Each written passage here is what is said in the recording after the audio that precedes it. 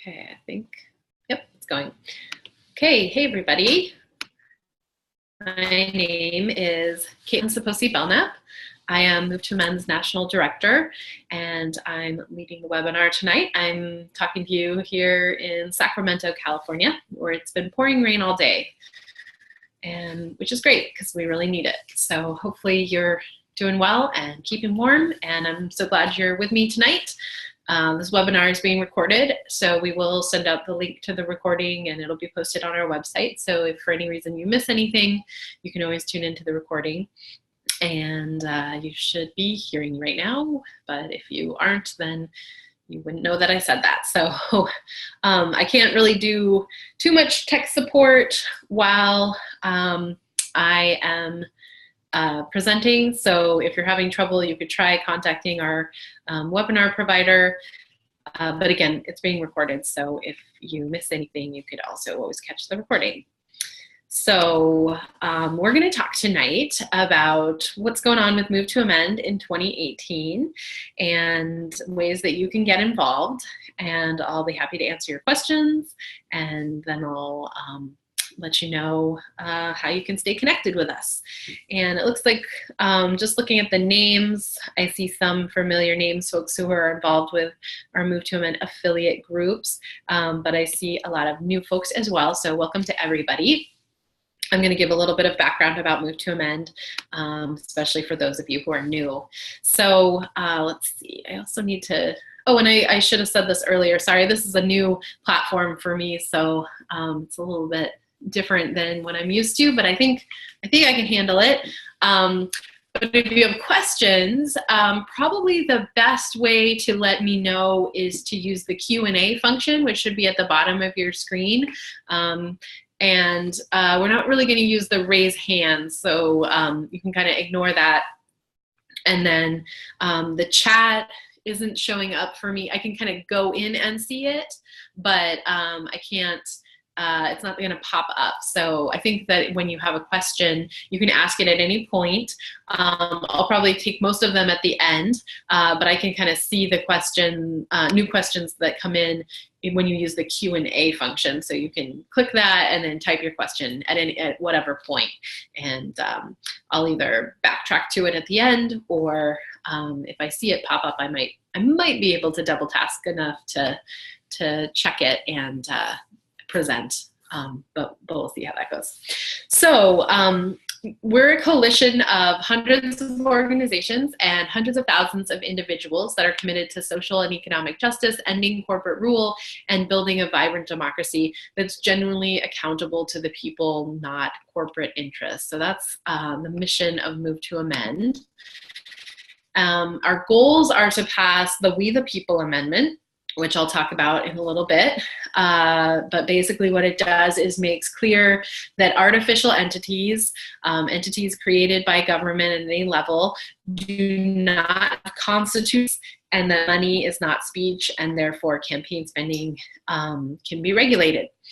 And our other goal is to provoke discussion and organizing around how to make real the promise of American democracy through constitutional renewal. So we definitely see our We the People Amendment campaign as our kind of primary focus, but we actually want to use that as an entry point to have a larger conversation about how the Constitution could be more democratic, how this country could be more democratic, how it could actually meet the needs of the people who live here.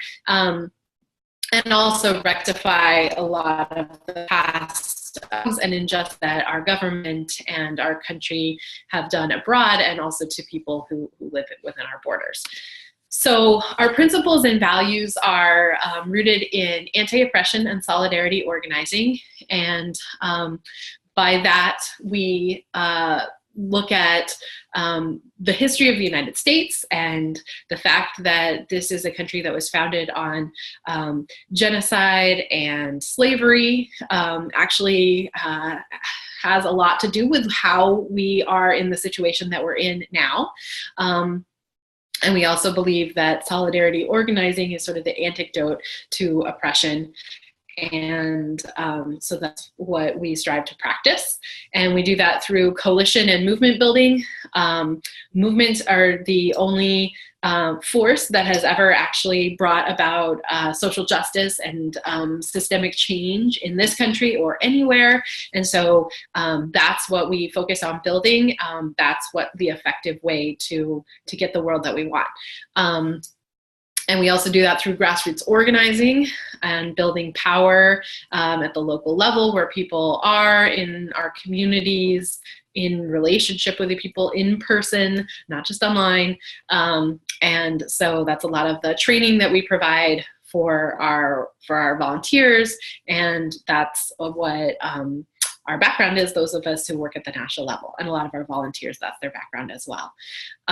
We have a dedication to political education because if our read of looking at past successful movements that have been able to pull off something as big as what we're trying to do, amend the Constitution, and then even look deeper at the Constitution as a whole and look at how we could make it more democratic, that has been done by social movements in the past, as I said, and all those social movements had a dedication to political education, to continuing to kind of peel back the layers of the onion to understand how we got into the situation that we're in now, what has worked in the past, what has been barriers to success for other social movements, what has happened in other countries in the different time periods, and also what's just going on right now.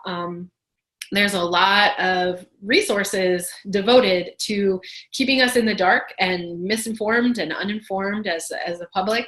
And so political education is the way that we overcome that, and a commitment to that, and ongoing political education, because you're never done understanding and learning about how we could have a better world and how we could change the system that we live in now. And then political and economic independence. It's critical that as an organization, as a movement, that we have political independence, whether it's from particular political parties or dogma, and also economic independence, that Move to Amend is funded by individuals, mostly small donations, and that's really important because that allows us to have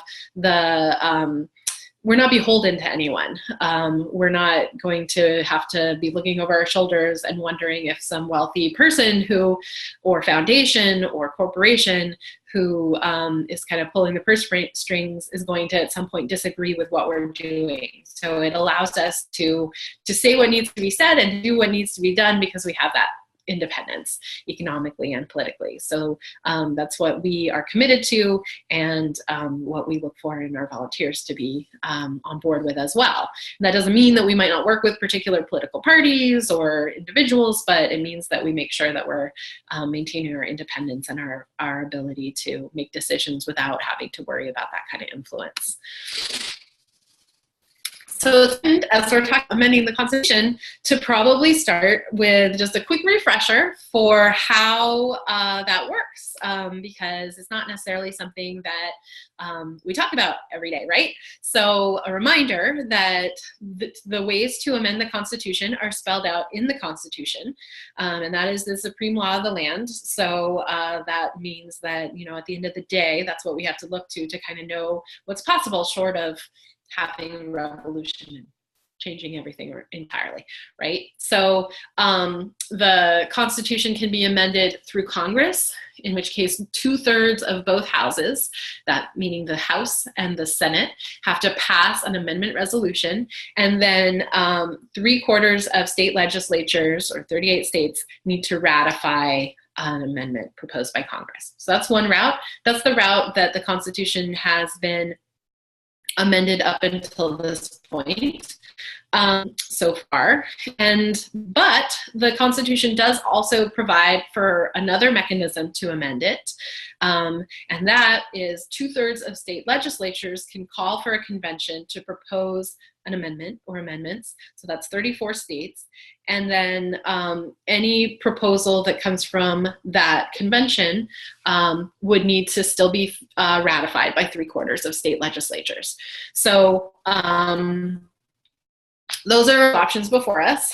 And before you ask which one Move to Amend is doing or prefers, because there are lots of questions about the Constitutional Convention piece, since we haven't had a national constitutional convention before, I'll just tell you that Move to Amend's perspective is actually that the question right now is not which route is going to be needed. What's more important is, can we build the power and the movement that is able to amend the Constitution, period, through either one of these mechanisms. And so that's what we should be focusing on. And I'll talk about that in a little bit in terms of what we do to do that. And the question of whether it will be through Congress or a convention, we don't actually feel like we've gotten to the point that we would know the answer to that yet, or anybody really would. There are some groups that really feel as though the convention should not happen, and they're focusing either on the Congress route or not amending the Constitution at all. And there are some groups who feel as though Congress is too corrupt and there's just no way. And the convention is the only viable option. And we can kind of see the merits in both. Also, the general public, to the extent that folks maybe are aware of amending the Constitution at all, know about the mechanism through Congress. So we have to kind of at least try that, because if we were going to escalate to try something new like a constitutional convention, in order for that to kind of be something that the public would get behind, you have to kind of say, we tried the easier route and that didn't work, so now we're going for kind of plan B.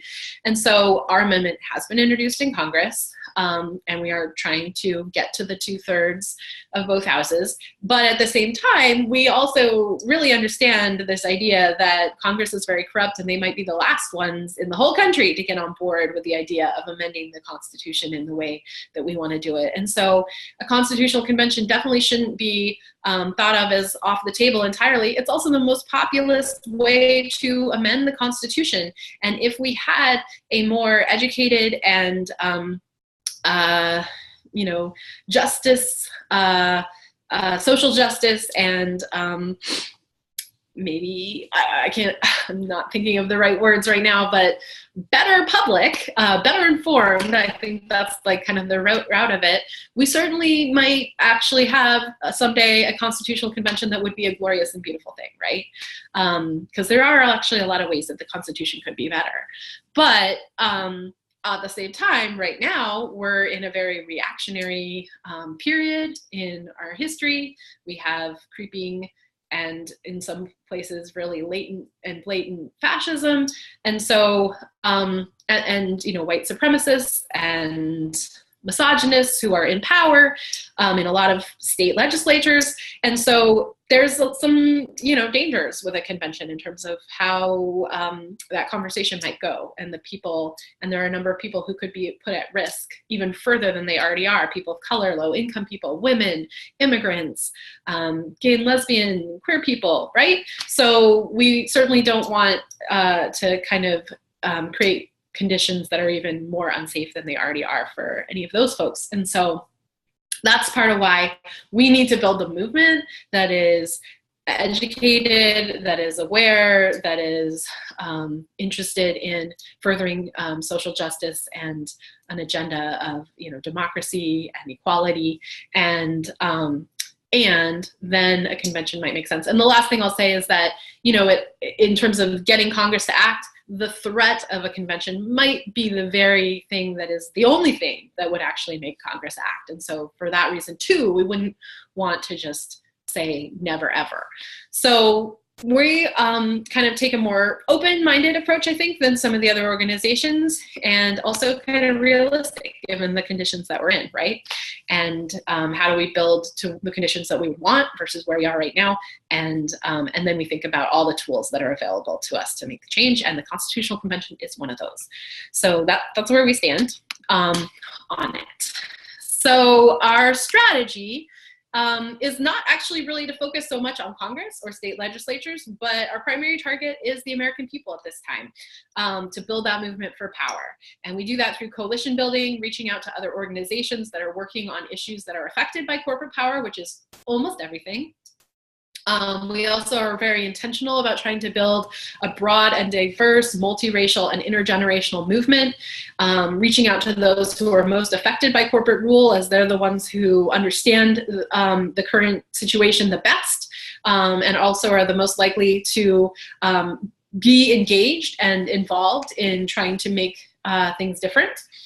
And also, again, looking at history and past movements that have been able to accomplish amendments to the Constitution and or systemic change, like the Civil Rights Movement, which didn't amend the Constitution, but certainly ended Jim Crow and made a lot of similar kinds of changes. Those movements also were intentional about being multiracial and intergenerational, and because this country is so divided, and also because this moment is so, or not, I would say period rather than moment, is so divisive, we're actually not very good at building alliances across racial divides or others, and also generational divides. And so in order to be successful here, we have to put in intentional effort and time and skill, and develop those skills, because they actually don't come naturally, because most are mostly only seeing people who look like us and think like us and have backgrounds like us, and we don't know very much about people who are coming from a different perspective. And so having the skills to work across those differences actually takes intentionality and learning. And so that's also some of the training that we give to our volunteers and that we continue to engage with as an organization.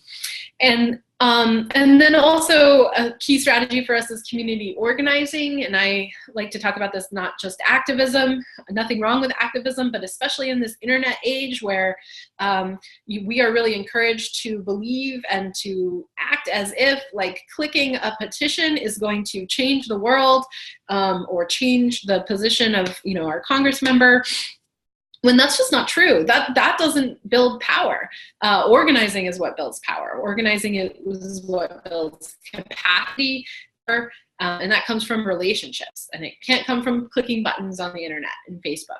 And so we need to focus on that, and we have a strong commitment to community organizing, because that's where we actually can know each other face to face and be dealing and struggling with similar issues as our fellow community members, and we can build trust and alliances that way best. And because of that, we focus on grassroots organizing, and one of our key tactics is passing local and state resolutions calling for an amendment, because that is the way that we let Congress know where their constituents stand, or state legislators when we get to the ratification point, or if we go to the convention route at some point. So that's how we can kind of be on record and use our organizing capacity, our coalition building, our diversity that we have built in terms of our relationships, and then actually say, this is what we want from you. You either need to deliver, or we will find somebody else who will do a better job of representing us. So that's why that's one of our key tactics. And the structure that we have at the moment, and have for quite a while, although Move to Amend I think is one of our assets, is that we're very open to making adjustments and learning, what's working well, and kind of deepening that, or being nimble and making adjustments when something isn't working great.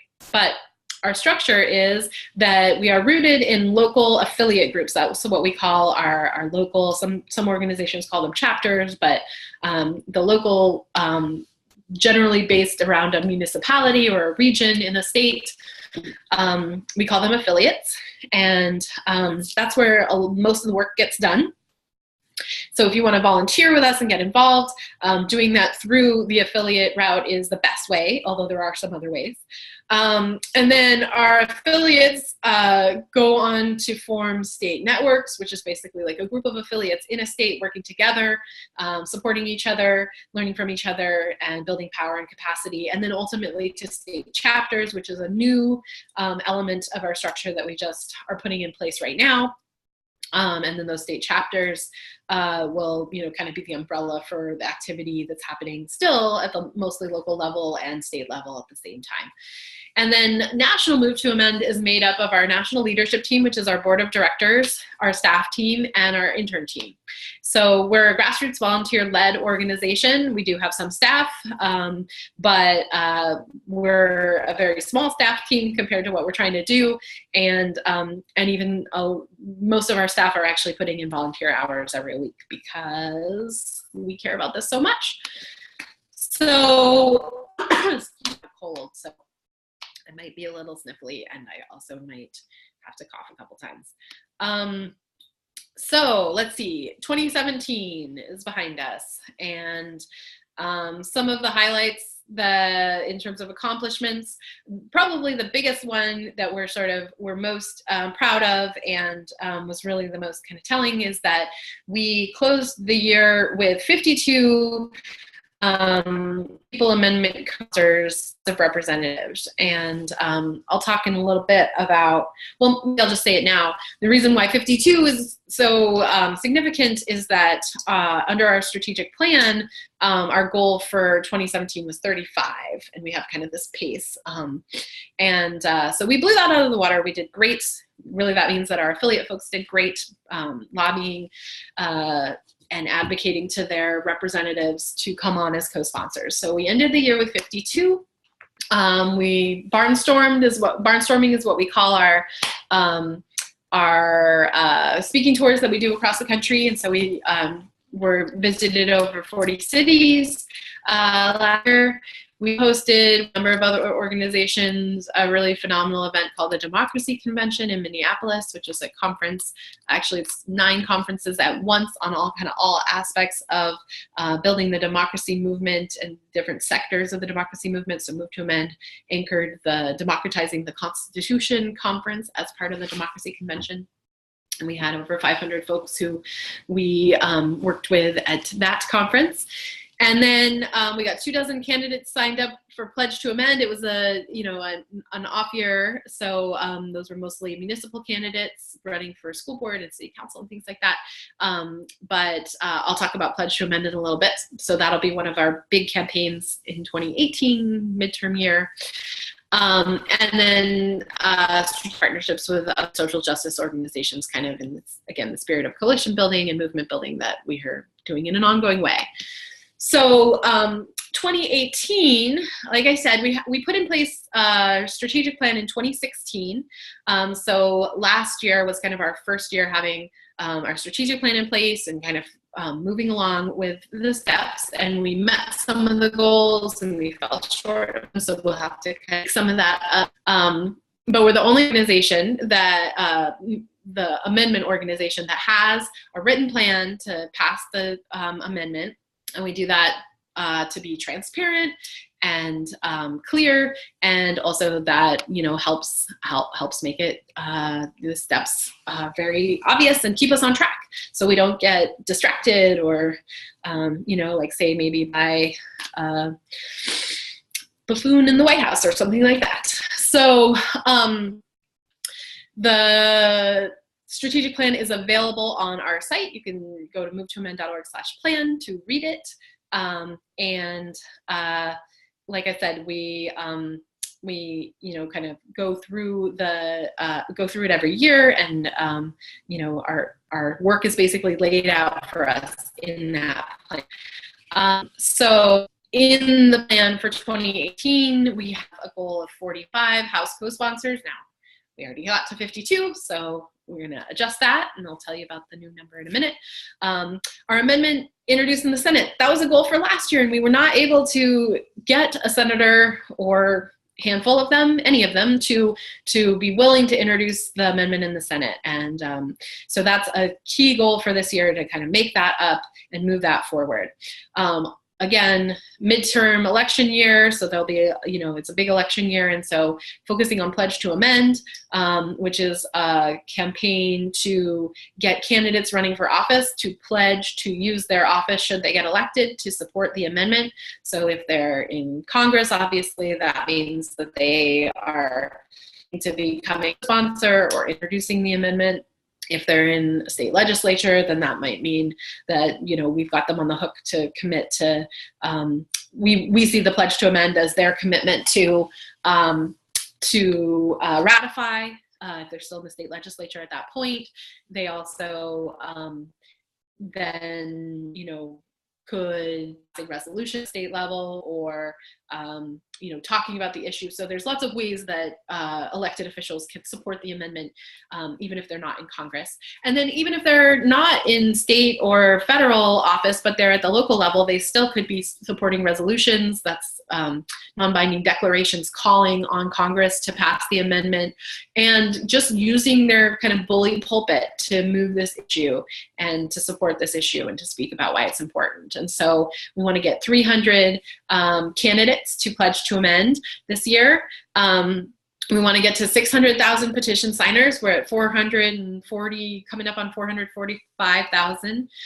So ways to go there. That's the main tool that we use to grow. So we're going to be continuing to put a lot of energy into that this year, and more volunteers, more affiliates, and we will be having our second National Leadership Summit in Washington, D.C. So I will tell you about that in a minute. So just to kind of be clear on our strategy. So we see it as like we need both people. So that's, counted by our active supporters, our lead organizers, our state chapters, kind of show the people power that we have.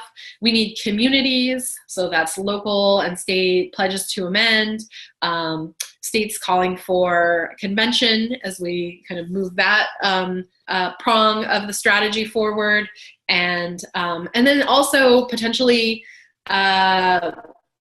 this isn't until later, and so it's not really in 2018, but actually potentially states declaring that amending their own constitutions. And we think that that is potentially and probably, I personally think that that is going to be a necessary tactic for us to employ along the way. And there's a good precedent of that being an effective tactic. And I would say, medical marijuana used to be the way I would describe that example. Now it's increasingly just marijuana legalization. Whether agree with it or not, the reality is that by states stepping forward and saying, federal law may be this, but this is what we're going to do. We are, I live in California, so the states that are doing that are changing the culture, changing the dialogue, changing the law, ultimately. And I think that, in our lifetimes, we will see certainly marijuana legalization because of that. And so it's a great tactic under our federalist system to move forward an agenda and a perspective, even if the federal government is slower to get on board. And so we should be looking at how we can do that as well. So that's communities, and then Congress, moving it forward in both houses. And the reason why 2025 is there is because the strategic plan is a 10-year strategic plan. So we put it in place in 2016, and it basically takes us up to the moment of ratification. It's the steps that we would need to pass it through either Congress or Constitutional Convention of the states, and then ratification actually would come after that. So you might be saying 10 years, oh my goodness, like 2025, we can't wait that long. And I would agree with you, given what we saw last year with the collapsing climate stability and fascists in the White House. We are under extreme conditions already, and we need this amendment yesterday. But we wanted to not just be Pollyanna pie in the sky and say, yeah, we can get this done tomorrow. When you look at how far we are from having any semblance of power and authority and democracy in this country and over our government, we've got a ways to go, and there's just no way that this can happen. So if you feel like it should happen faster than 10 years, the good news is we've got the steps, and if we do them faster than the pace that we set out, then it can happen faster. So there's no reason to throw out the plan as a result of that, and we certainly are trying to go as fast as we can. And in some places, like House co-sponsorships, we are on that faster pace, but we're lagging in the Senate. So how do we shore that up? That's and we just don't feel like it serves anyone for us to just sort of pretend like it can happen tomorrow, or that we're close, or closer than we are, or that this is easy and small. That's just not true.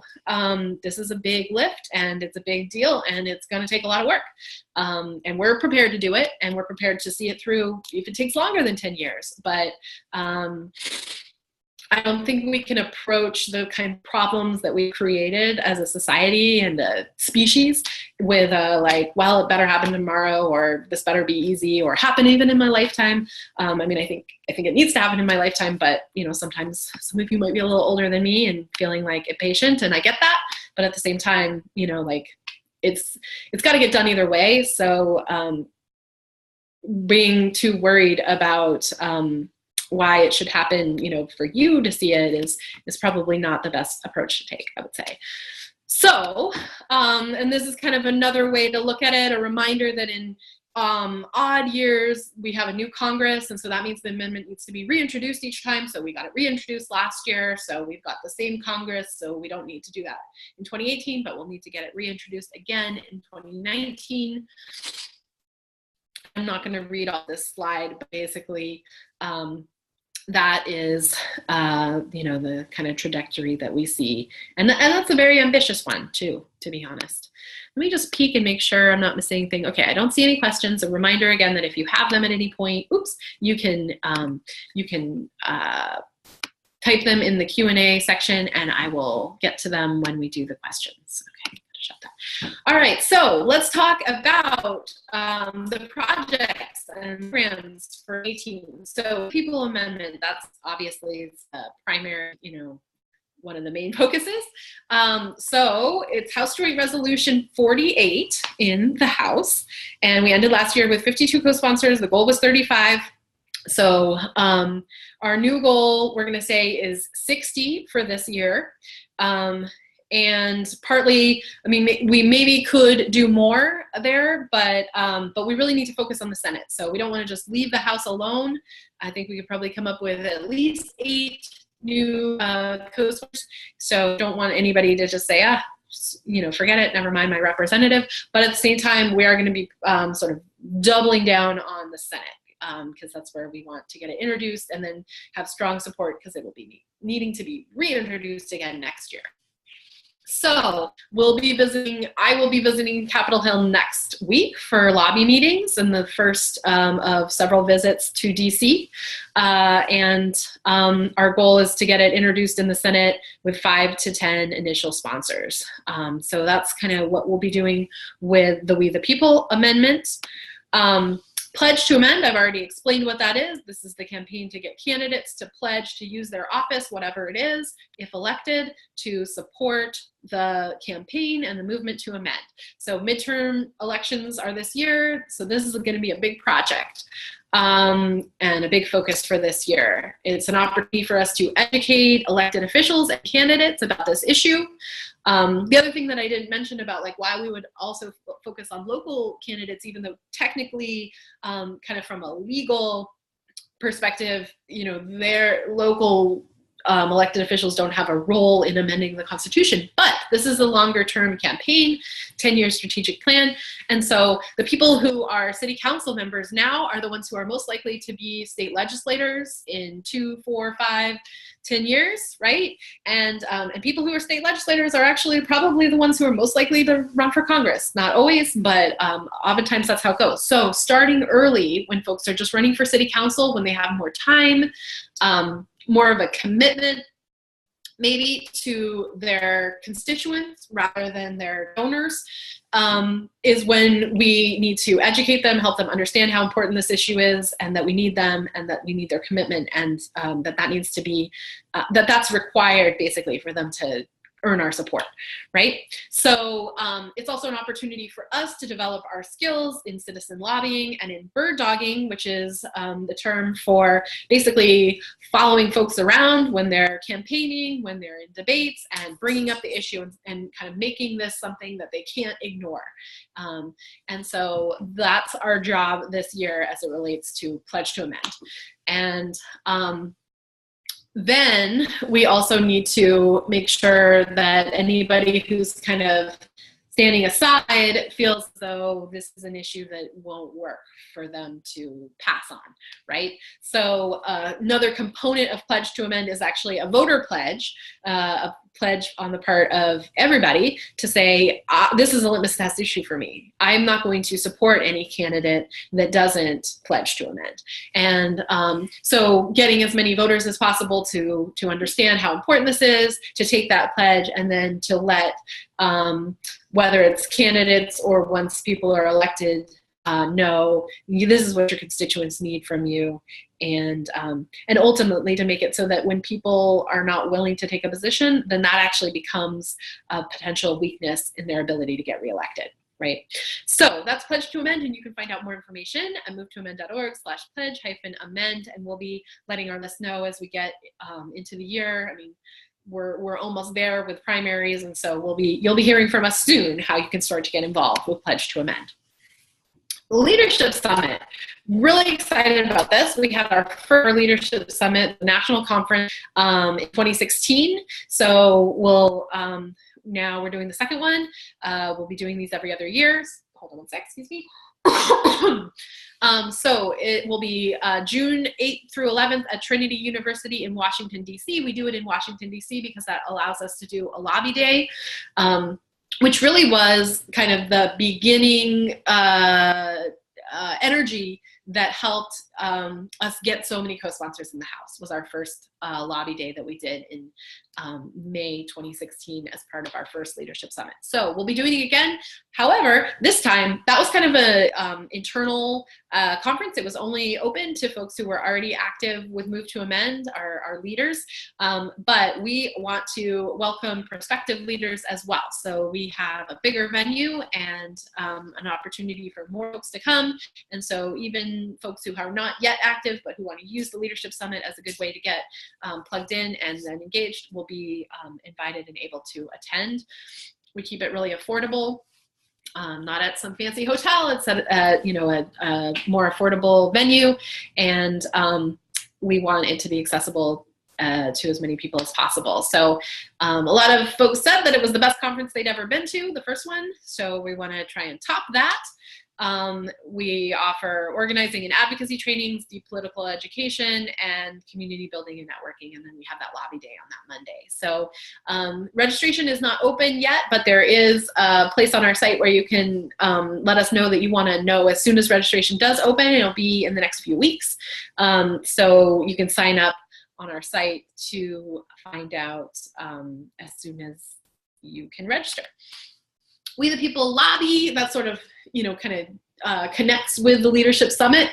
So this will be another big campaign, a lot of focus on the Senate this year, but we're not going to leave the House off. So we'll be doing national call-in days or actually more like weeks in March and May and September, kind of based around Caucuses schedule. We'll be having our National Lobby Day in DC on June 11th as part of the Leadership Summit. We'll be doing We the People Lobby Month during the August recess, and so that's part of why we timed our national conference the way that we did. So June, folks will go and kind of plant seeds or follow up on the work that National has already been doing with particular senators and House members, and then have July to kind of get your local capacity. That'll be a good month to go to other organizations and ask for their endorsement, to get more petition signatures, so that going in August to kind of follow up again on all that, we can say, you've got this many community groups, from your district who want to see you do this. You've got this many labor unions, et cetera. And so kind of a big summer of citizen lobbying.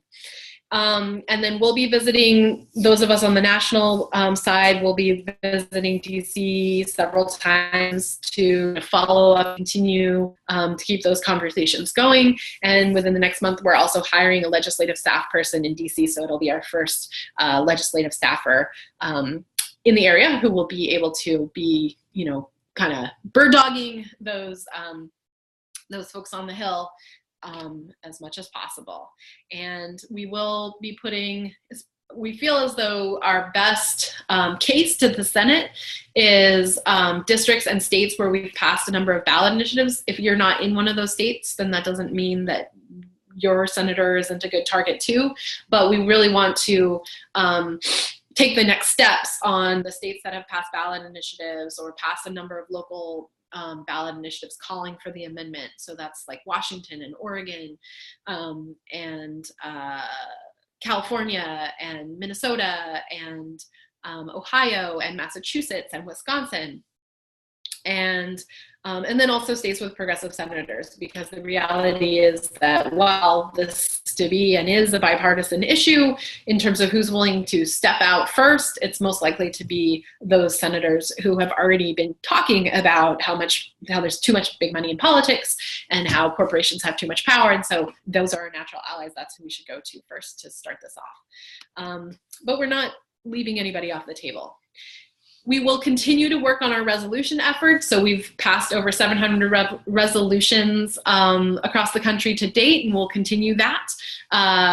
We want to make sure that when we do those resolutions, they're done in a way that maximizes public education. So citizens initiatives are the best way from our perspective. Not every state or community allows for that. So when that's not possible, then getting a city council to pass a resolution can be an effective tactic as well, especially if you do a lot of public outreach to make sure that the public and media in the community knows about all of it's happening. So just so in case anyone doesn't know, resolutions are non-binding, generally initiatives or declarations would be a better word, since initiatives also means something else.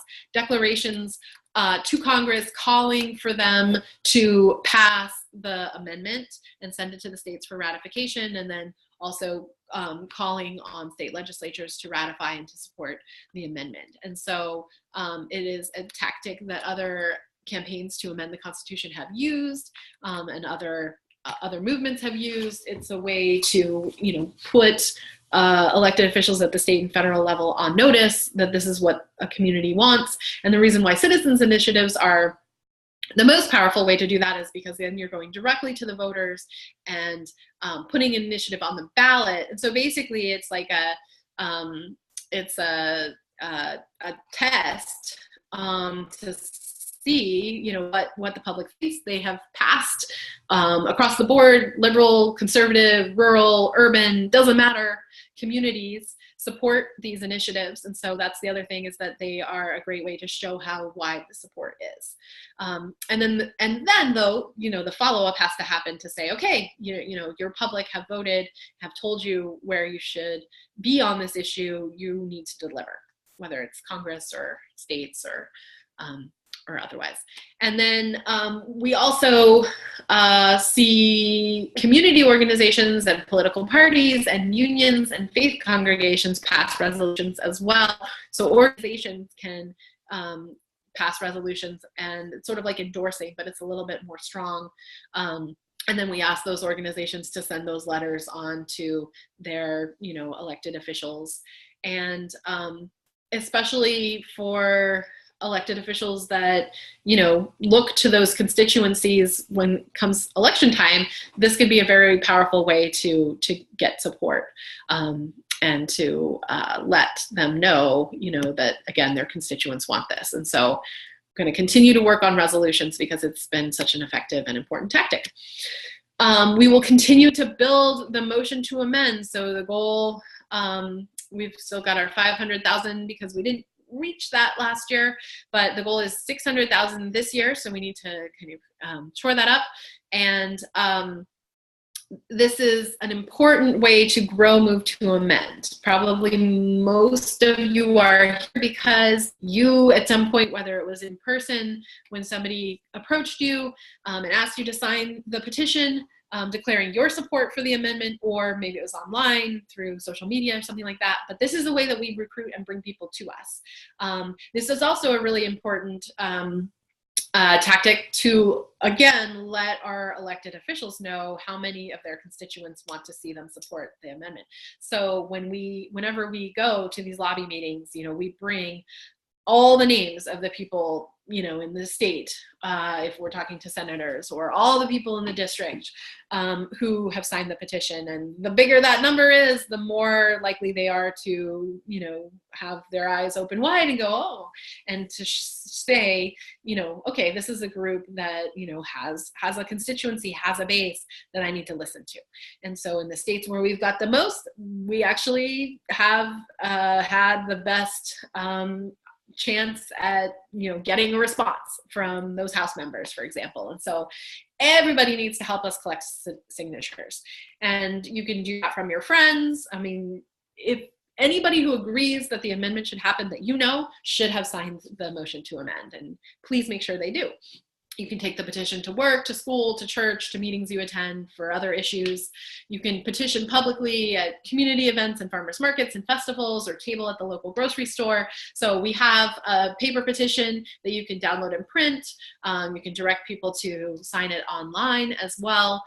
So it's really important that we continue to grow. And this is also full of people who are our donors and our volunteer base. And so while I, you know, said earlier, we can't change the Constitution through a petition, and that's really true. On the other hand, we can't change the Constitution without growing and recruiting people in. So this is an easy way for people to at least say, yeah, I think that we should amend the Constitution in this way, and that's what we start with, and then we work to build their involvement from there, whether it's asking them to donate, asking them to get involved, asking them to call their congressperson, what have you, right? So, but we can't do any of that if we don't know who they are and we don't have their contact information. So please help us grow by bringing the petition with you everywhere you go, and sending emails and Facebook messages to your friends and family to ask them to join you.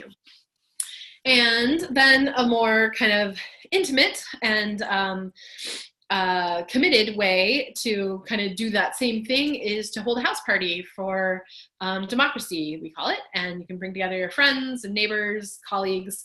You could use it as an opportunity to fundraise for Move to Amend, or you could do education, or both. We have a film, a 28-minute film called Legalized Democracy that you can show, so you don't even have to know that much or feel that confident talking about this issue. You can just do a screening of Legalized Democracy, and it'll kind of do the work for you. We'd also be happy to have one of the members of our national team join you via Skype, or like a webinar format like this, but one where you can actually ask us questions. So we can kind of be in your living room if we actually live near you.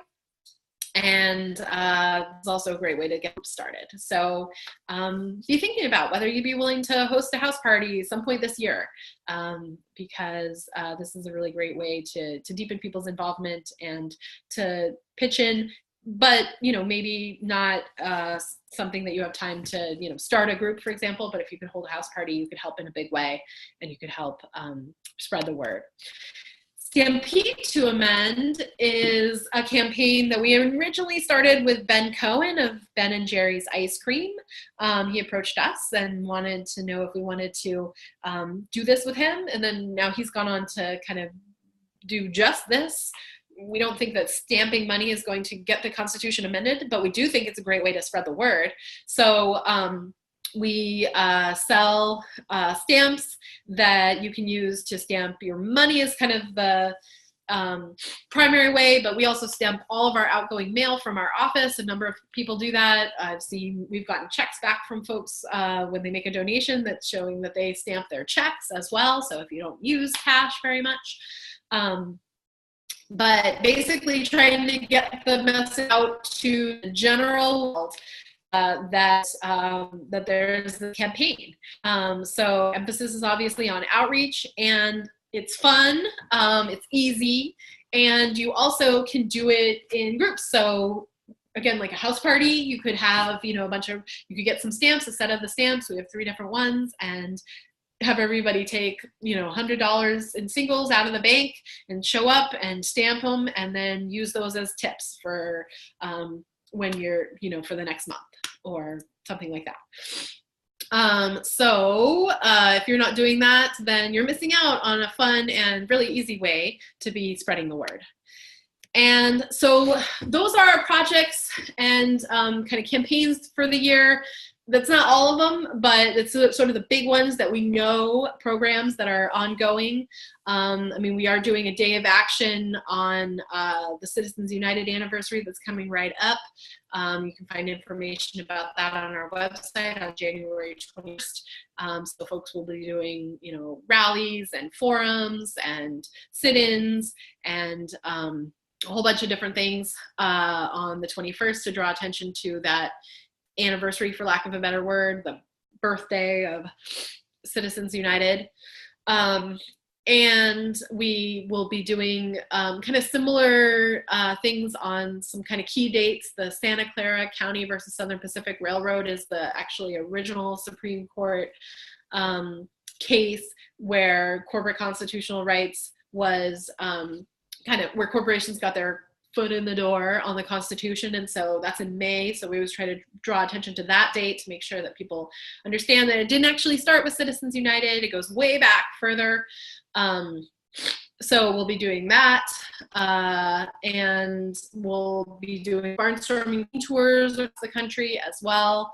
And so if we're coming to your community, we'll let you know. But also, if you're interested in bringing us, you can do that too. So there's a whole bunch of things, and there's probably more things that we will kind of think of as it comes time to respond, and we will do those too. But wanted to let you know about the big ones that we know that are coming and that you can kind of put in your mind and could start working on right now.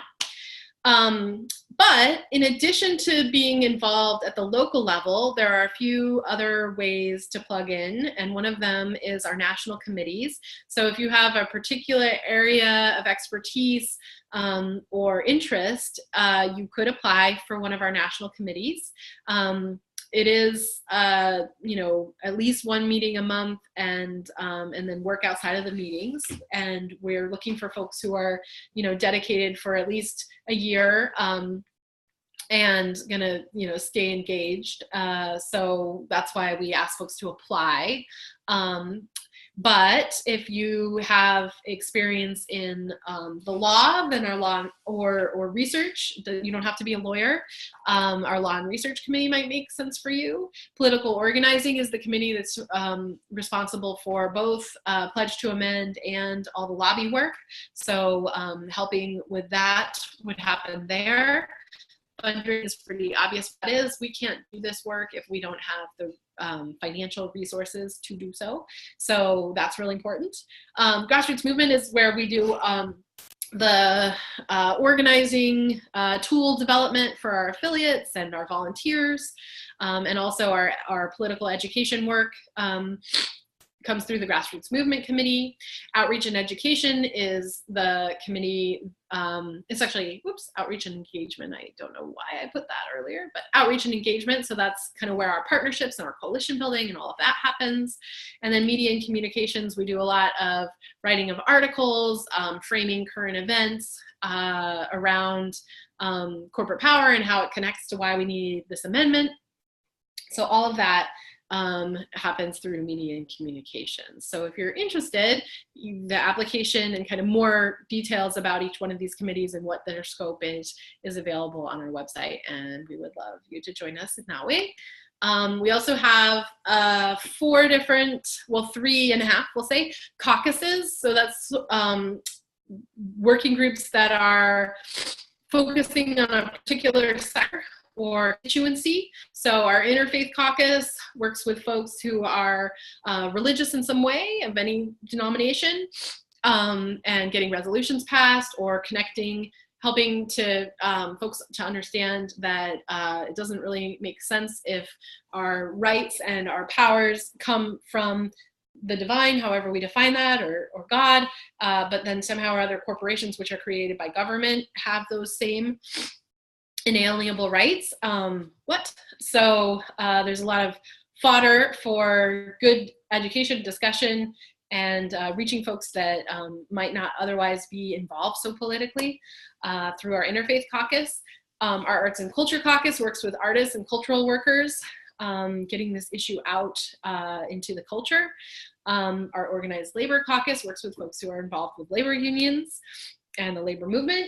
And then we'll be forming an educators caucus soon. So that's for teachers or educators in of any kind who want to disseminate information about this issue through their teaching, their work that they're doing in schools with younger folks or adults, either way. And so that caucus will be forming in the next couple months. So if your background is in any of those areas, then working with a caucus might make sense. And you don't actually have to apply to that. They're a little bit more ad hoc. But again, we works best if folks are kind of committed. But if you want to kind of check it out and explore it before committing, that works for us too. So there's details on this page on our website for how you can get in touch with our program director, who is responsible for coordinating the caucuses. So we have a number of resources on our website. Our website is full of resources, but just to kind of take you to a few key ones to kind of follow up on this. So the petition that I mentioned, or the motion to amend, that's front and center, because that's one way that I hope every single one of you will at least go get one person, if not 10, say, to sign the petition and join the movement. Our Take Action Toolkit is full of resources on organizing and resolutions and campaigns and good group process and for starting affiliates. And so everything is in the toolkit. Our page, if you're interested in getting a group started, the place to start there is movetoamend.org/affiliate, and you can see the affiliate application and the details about how to get started and what you need to do to start a group. If you're not sure what would make sense to do, but you know that you want to volunteer, then going to our volunteer page and just indicating that you're interested, that will prompt us to give you a call and have a conversation and talk it through. And our movement education program, which is a resource that we've put together. I mentioned this at the beginning around how to make sure that we're building an intergenerational, multiracial movement that transcends, boundaries and ways that we're segregated and cut off from each other. And looks at privilege and oppression and how that gets in the way of our ability to work together. All of that is in our movement education program, which is a resource that we make available to everyone. So there was more I could say, but we want to keep it to about an hour to an hour and a half.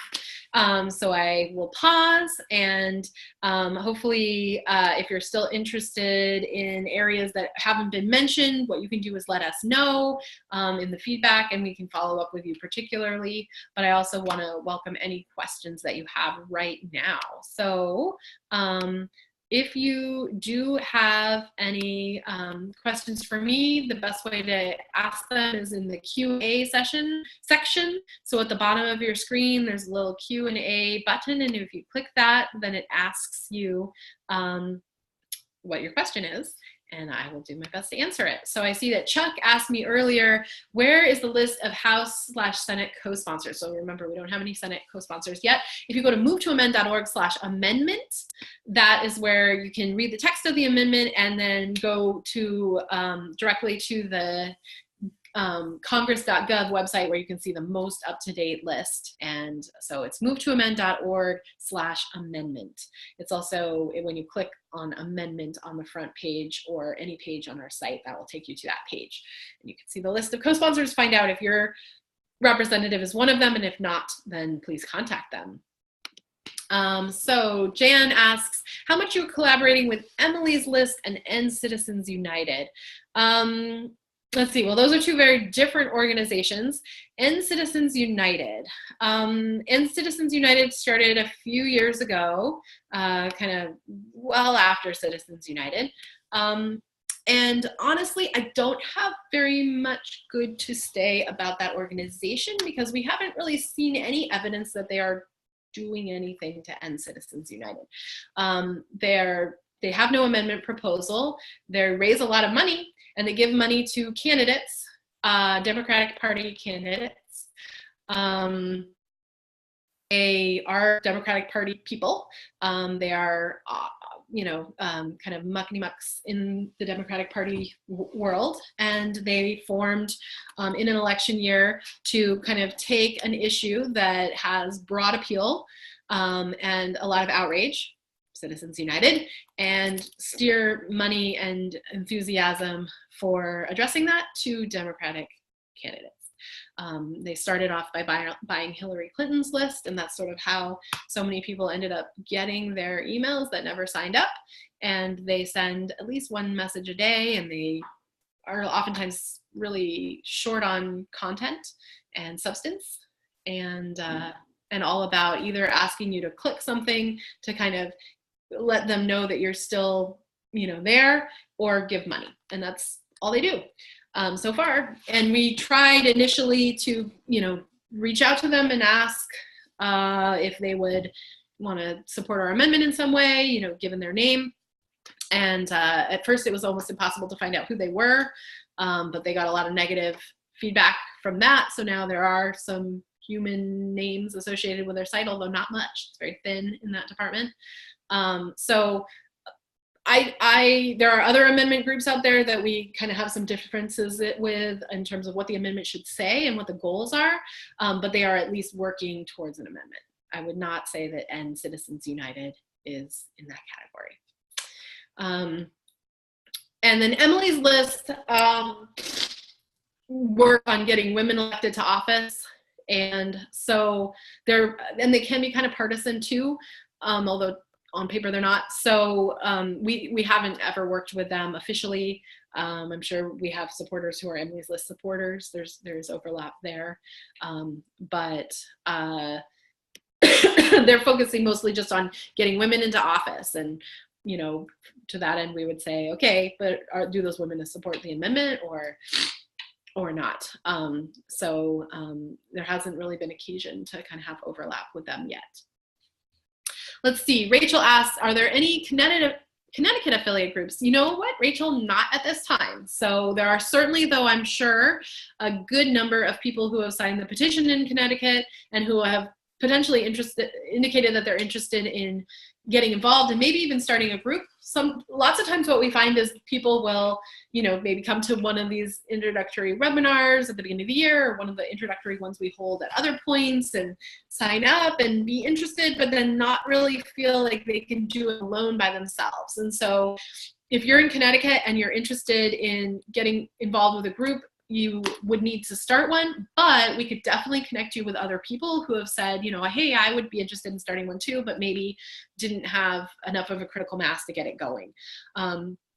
So at the end, we have a feedback survey that we ask you to let us know how this went for you, and if you would like a follow-up call from us, so you can indicate that you would like that, and we can get started on talking about it. Also, if you sign up on our volunteer page, that automatically will make it so that we'll give you a call. So let us know how we can connect you with others in Connecticut, and we'll do it.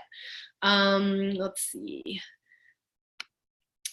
Good, Jan, I'm glad my answer. Sometimes, this is gonna, maybe folks at End Citizens United are gonna be mad at me, but that's one of the things about Move to Amend is we try to keep it real and be honest, and even if that makes some people annoyed. So that was my honest answer about End Citizens United. Let's see, Martin asks, are you working with Issue 1? So Issue 1 is focusing on money and politics, and also, again, they kind of came onto the scene newer. They have some really big donors, so pretty connected to wealthy, again, more Democratic Party folks. And they're not supporting an amendment or calling for an amendment, so we haven't had occasion to, really work together, and I'm not totally sure what they're working on these days. So we are not working with them right now, and we're always open to work with anybody who wants to work on an amendment that would make clear that corporations don't have constitutional rights and that money is not speech. And Move to Amend has committed and pledged for years now to our supporters that if it has Move to Amend's kind of endorsement on it, whatever campaign or anything it might be, then it will addresses both of those points. And if it doesn't, then it doesn't. It probably only looks at the money in politics piece because that's more common, or maybe, you know, just the corporate constitutional rights part. But we feel as though it's critical that both issues be part of the amendment. We can't waste an amendment opportunity, which we do have in this generation, on something that would be so small as just giving Congress the authority to regulate campaign spending, which is what overturning Citizens United is. That doesn't go far enough. That doesn't get to the root of the problem. It's not like before Citizens United, corporations and the wealthy were not the main ones who were determining who was going to be running for office and who was going to be successful and all of that. So we need to do more than just overturn Citizens United. And so we were, so we don't really work with others who are not committed to those 2 points. We can sometimes be cooperative, but we also have a real concern that there might be a push for an amendment that doesn't go far enough, and that would really be a wasted opportunity. So Vicki asked, how do you and professionals in the organization get paid?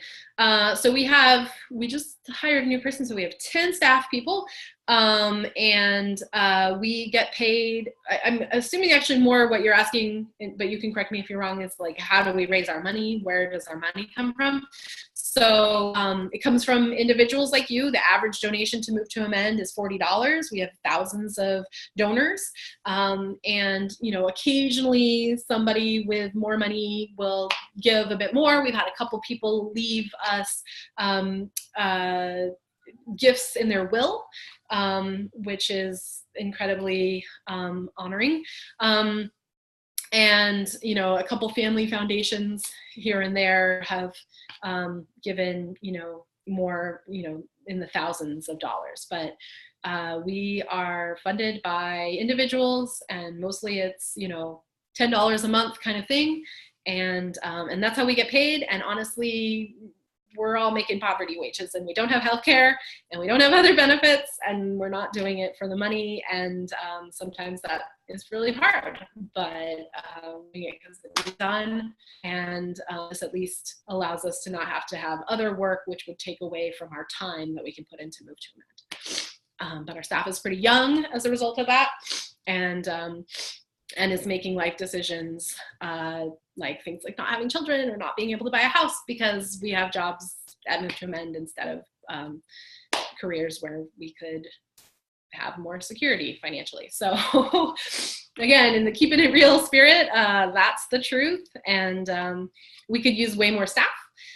We could do more if we had more staff, and honestly, we could do more if our staff had a little bit more financial security as well. But it is what it is, and you know, not like trade unionists in the early days where we're making money as union organizers, or, you know, civil rights leaders. Like that's not really oftentimes what happens with movements. So we also consider ourselves privileged enough to be able to do work, to get paid to do work that we love. Let's see. Vicki, when you asked by sponsors, you were probably asking something following up on what I said, but I didn't catch it. So if you want to ask that in a different way, or ask it again if I didn't answer, or I was unclear, please do. Norm offers this information when we, which is folks in Washington State, Norm is an awesome leader in Washington. We're working to get Initiative 735 signed and passed. We contacted End Citizens United several times. They never once got back to us, never contributed a penny. By the way, their first office was the same as a Blue Dog, which is a corporate, pretty conservative Democrat from Illinois. So there's a little bit more information and context for them. Martin says, I'll be traveling until early February, but would be interested in a group in Washington, D.C. or Maryland. That's awesome. Oh, Martin, your name actually came up on our first staff call of the year yesterday. You talked to one of our staffers, Paul, and he mentioned that you're interested in getting a group started in oh, I forget where it was, but it's like right in the DC area, Tacoma Park maybe. So great. And we will be in touch with you, and our volunteer coordinators already have you on their radar for when you are back next month. So thanks for joining us, and looking forward to working with you. Let's see, Jake says, I was wondering if the 28th Amendment does go to the states for ratification. Who votes to ratify? Is it the states Congress people? So for ratification, it is state legislatures. And so the state legislature ratifies. So that is how it works. So that's why we have to make sure that we're educating state legislators on this issue, and that they understand that we're getting them to sign the pledge to amend, et cetera. Kim asks, when connecting with our representatives, does your website give us sample talking points we can frame our conversation or email around? Absolutely, yep. We've got, I mean, when you're just making a call, it's pretty quick, but we have those talking points that you can use. In a nutshell, though, I'll just tell you now, and then you can go to the We the People lobby page, is where you can get all the resources on how to contact your representatives, and whether it's just a phone call, but also have a meeting is even better. So, but if you're just calling, you could do this tomorrow. Call your representative. You can do an internet search for their name if you don't know their number, and that'll pop up their office. It would be a good idea to call their Washington, D.C. office, as well as the closest office to where you live, if they have more than one in the district, and say, I am calling to ask Congress member XYZ to co-sponsor the We the People Amendment, House Joint Resolution 48. And that's pretty much all I want from you, and you'll be able to do when you call. So that's really easy. If you are going to be calling your senators, then again, you want to call both of them, and you want to call their DC offices, and then also the closest office to where you live in the state. And you can find that information on their website. And then for that, you would be saying, I am calling to ask Senator XYZ to introduce a companion bill to House Joint Resolution 48, the We the People Amendment. It needs to be introduced in the Senate, and we would like Senator XYZ to introduce it. And that's all you got to do. So all of you who are on the line right now can make that call tomorrow, and please do. For your senator, no matter what, and for your House member, you should first check and make sure that they're not already a co-sponsor if you don't know, and then if they are not, to call them. So that's 3 people, 6 calls. Wouldn't take you probably more than 20 minutes. Thanks for your question, Kim. Let's see, Vicki, I admire your commitment. Thank you, appreciate that. Let's see, Tim says, why can't federal legislation simply define persons as human beings and corporations as fictitious business entities with legal standing for property issues? Because legislation at the federal level cannot overturn the Supreme Court is the ultimate interpreter of the Constitution, and the Supreme Court has interpreted the Constitution to apply to corporations. And so the Supreme Court is who has made it that the only solution is a constitutional amendment, to basically clarify to the court, no, you cannot interpret cases to give corporations constitutional rights. So let me just back up for one quick second and explain that what it means when corporations have constitutional rights is that they're able to sue government, whether it's local, state, or federal. So Citizens United, they sued the federal government, the Federal Elections Commission. In other cases, there have been suing states or suing a local municipality, and making the argument that this law, this legislation that was passed by this body, violates our constitutional rights. And so the Supreme Court and also lower courts have then said, yes, we agree. This law, whether it's Citizens United or something that came before, is violation of corporations' constitutional rights and is unconstitutional. So basically they've put corporations in the Constitution. There is no mention of corporations in the Constitution, but the Supreme Court has interpreted them to, when it says persons, apply to corporations as well. And so we need an amendment to put the court in their place and overrule the court. And there is a lot of information on our site about corporate constitutional rights and how that all works. And we have done webinars on that as well. So Tim, if you don't feel like if you still have questions, please ask them on the feedback, please, and then we can direct you to the resources where we can answer your question even better. Let's see. Veronica says, if you have contacted a congressperson one or more times before, do you have suggestions for how to modify your interview/session with them? So you can call, as many times as you want, and they won't remember that it's you, but it sounds like you're talking about in person. So that would be something that would be better done with us kind of one-on-one. So, kind of troubleshooting the strategy. Of like what exactly you've said and what could be added to that. So would welcome that, Veronica, if you want to do that with us. But in general, some of the reasons to go back would be if you can show more support than you had before. So giving yourself a bit of time and securing more organizational endorsements, maybe doing some actual like kind of analysis of that Congress member. Who do they listen to? Who do, when they run for office, who endorses them? Whose events do they go to? Are they connected with labor unions? Are they connected with faith groups? Are there community organizations that they seem to, are there environmental organizations? Can you find basically some folks who support them, who they trust, who they listen to, and get those organizations to endorse, move to amend, or to pass a resolution, or to send a letter to those Congress members, to that Congress member saying, we would like you to support this. So that might be a good entry point. So you might need to go back and do some organizing work to to get that support, to do that education of those other organizations. Or, more petition signatures to say, okay, we talked to you 2 years ago and, but now we have whatever, 5,000 more people who have said that this matters.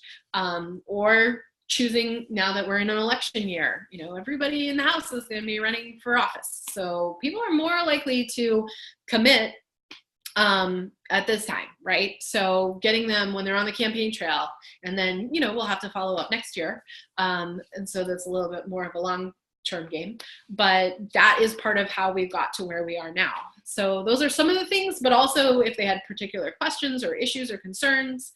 You live in California, and so we passed the ballot initiative in California in 2016. And so, have you talked to them since then?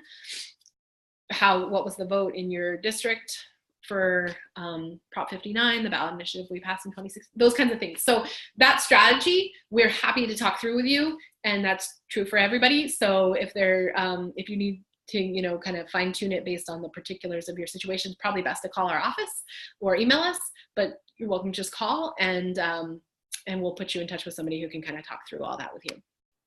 And then Rachel says it's not easy to do what you guys are doing, and you're doing amazing work. Thank you, Rachel. So I don't see any more questions, and we are coming up on 90-ish minutes. Not yet, but we'll get there soon. So last call, if anybody has any questions for me right now, please go ahead and ask them. But remember that you're welcome to list any additional questions that you might have in the feedback. So when we're done here, if you would take your web browser to movetoamend.org/webinar-feedback, then it would be great to know how you felt like this went, and give your feedback to me and to us in general, but also any follow-up that we can do to be helpful, whether it's connecting people in your state, let us know that you want to start a group, etc. If you've already done that in some way, then you don't necessarily need to do that again, although we do want your feedback no matter what. If you also want to just follow up with us directly to get your questions answered, or if there's anything else that we could do for you, then you can email us at info@movetoamend.org, or you can call us. We're on Pacific time, so and so our office is closed now, but you can call us tomorrow. We'd be happy to talk to you. Our next webinar is February 6th, and the topic will be how to start a Move to Amend affiliate. So stay tuned for that, and we'll be sending details for how you can register for that. And we will send an email with a link to where you can get the recording of this webinar and all the other webinars that we always make available. And so I think that kind of brings us to the end. It looks like oh, Tim is working to organize an affiliate in Half Moon Bay, San Mateo County, California, which I think is actually near where Veronica is. So Tim and Veronica, if you mention that in the comments, then we can make sure to connect you to each other. And there's definitely a good number of folks in San Mateo County that we can connect you with Tim. So that's great. Nice to meet you. Thanks for joining us. Okay, well, thank you all for being here. I hope you will plug in with us in 2018. The last thing that I want to just ask is if everybody would consider, if you're not already, making a donation to Move to Amend, and in particular, making a monthly donation to Move to Amend. I donate to Move to Amend monthly. I donate $28 a month. And if you can give that much, great. And if you can give more, even better. But we really need the support, and it also helps to other funders to show that we have a broad number of people and that folks are committed. So if you can't give monthly, okay, but if you can, even $5 a month, that's how we have the sustainable funds, so that we can know that we can keep the lights on, and we can keep people coming to work, and we can, you know, pay for the airfare to go to DC or whatever we need to do, and not have to spend our time getting on the phone making fundraising calls. So if you're not already a donor to Move to Amend, please join us in that way. And with that, we are finished. I hope you'll join us at a future webinar, and please don't forget to give me feedback. And I'm going to close us out. Thanks again for coming, and don't hesitate to be in touch if there's anything that else that you need. Have a great night, everyone, and Happy New Year.